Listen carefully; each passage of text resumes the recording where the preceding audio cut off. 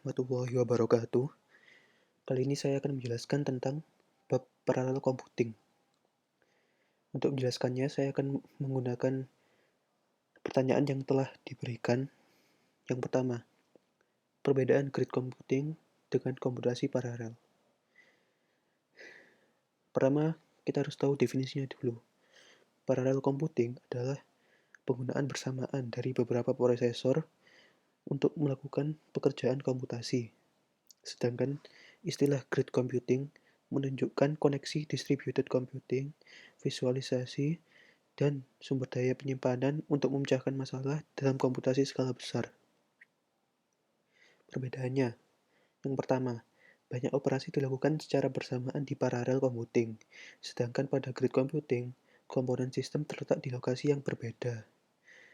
Yang kedua, paralel computing hanya membutuhkan satu komputer, sedangkan grid computing menggunakan banyak komputer. Yang ketiga, parallel computing prosesornya berkomunikasi satu sama lain melalui bus, sedangkan grid computing, komputer saling berkomunikasi melalui message passing. Dan masih banyak lagi, tapi kurang lebih intinya seperti ini. Parallel computing itu untuk operasi komputasi yang biasa, sedangkan untuk grid computing untuk menyelesaikan operasi komputer skala besar. Oleh karena itu membutuhkan banyak komputer. Selanjutnya, apa saja jenis-jenis shared memory?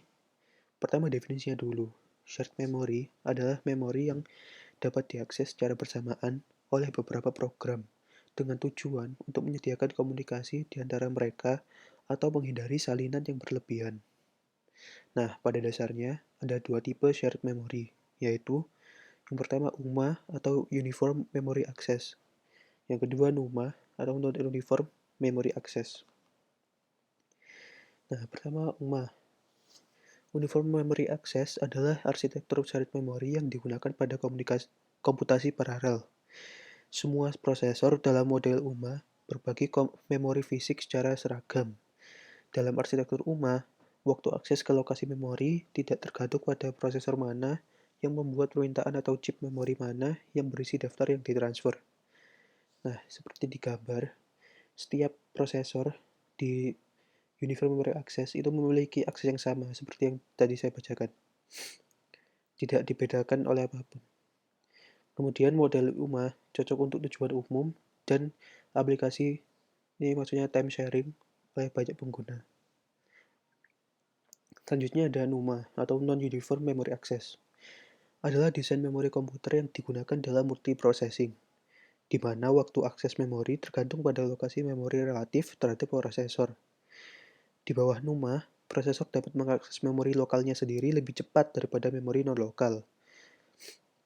Maka memori lokal ke prosesor lain atau memori yang digunakan bersama antara prosesor. Nah, manfaatnya NUMA ini terbatas pada beban kerja tertentu, terutama pada server yang datanya sering dikaitkan kuat dengan tugas atau pengguna tertentu. Nah, berbeda dengan UMA, untuk non-uniform memory access ini, setiap prosesor tidak memiliki akses yang sama terhadap memori. Jadi kebalikannya UMA. Selanjutnya, untuk menjawab pertanyaan ketiga, yaitu jelaskan tentang hybrid memory, kita harus mengerti apa definisi distributed memory. Nah, distributed memory ini mengacu pada sistem komputer multiprosesor, di mana setiap prosesor memiliki memori pribadi sendiri. Computational task hanya dapat beroperasi pada data lokal, dan jika data jarak jauh diperlukan, computational task harus berkomunikasi dengan satu atau beberapa prosesor jarak jauh. Jadi bisa dibilang dia ini kebalikan dari shared memory. Kemudian, lalu apa itu hybrid memory? Nah, hybrid memory ini kombinasi dari distributed memory dengan shared memory. Prosesor di komputer memiliki akses global ke memori mesin. Nah, ini kan sifatnya shared memory. Namun, komunikasi jaringan juga diperlukan untuk memindahkan data. Ini sifatnya distributed memory. Sekian dari saya. Semoga bermanfaat. Assalamualaikum warahmatullahi wabarakatuh.